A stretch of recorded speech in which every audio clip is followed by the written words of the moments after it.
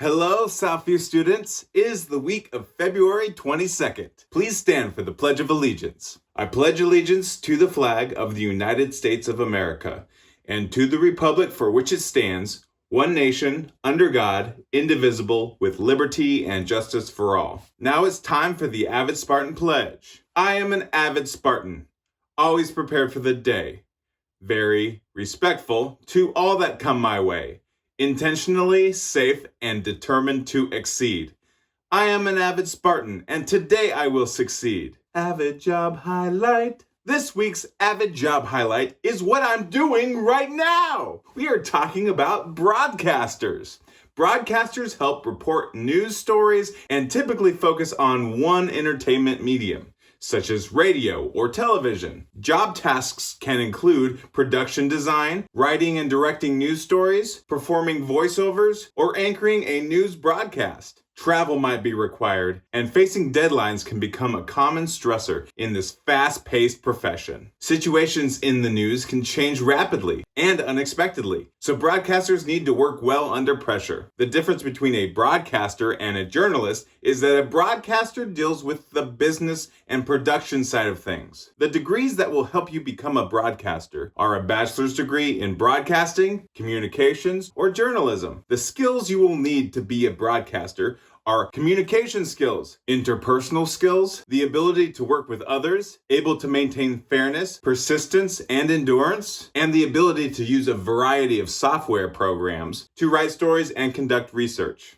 There is a whole team of people behind the camera, but there also is the news anchor who has to be the face of the news, like me. The news anchor has to be able to convey the information in an understandable way. They also often use what are called teleprompters, so they are reading and speaking at the same time. That can be really hard to multitask. Let me give you an example of what it would be like if I just read it normal. Classes you are taking now that will help you on your way to becoming a broadcaster include language arts, writing, researching, math for data taking, and number crunching. So you can't just read it, you have to perform it right there on the spot. Classes you are taking now that will help you on your journey to become a broadcaster include language arts for the writing and researching aspects, and math for data taking and number crunching. Some of the colleges that will help you become a broadcaster include University of Illinois, Western Illinois University, Eastern Illinois University, and Loyola University.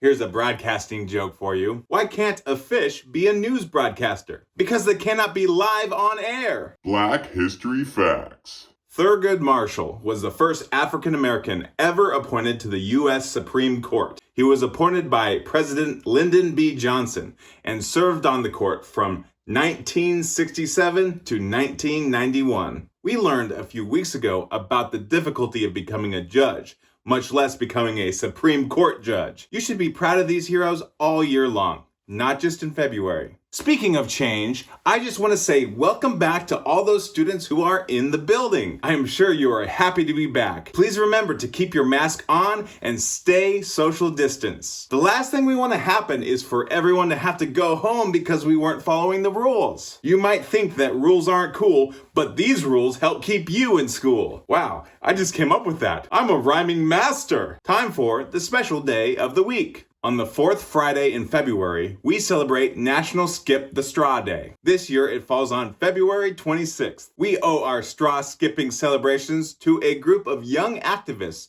in Whitehall, Michigan. In light of the ongoing battle against global warming and plastic pollution, we are taking the time to celebrate this holiday. We, as a society, need to stop and think if we really need this whimsical plastic tube. I know a straw doesn't seem like a big deal, but over time, it adds up. That is a lot of plastic. Plus, because it's small plastic, a lot of animals can be affected by swallowing these straws. There are several ways that you can participate. You can buy your own permanent straw that you don't throw away. There are also a lot of companies that are making strawless lids that make it easy to slurp down more of your favorite beverage without using a straw. Or just drink your drink straight from the glass. You might think one straw there and one straw here isn't going to make a difference on the global scale, but if every single person did that, that would be billions of straws not used. See, we can make a change together much easier than we can make a change on our own. Time for the joke of the week. What do unlucky people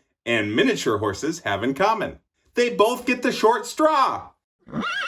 Time for a question for you. In 2017, a group of teenage activists established National Skip the Straw Day to occur on the fourth Friday in February. What was the name of that group? Have your teachers email me your answer. This week's shout out goes to Mrs. Fraser's class. The correct answer was 1703. I'm going to leave you with one last word. Indissoluble. This is an adjective that means incapable of being undone or broken or permanent. I'm Mr. Hubbard, and I'll see you next week.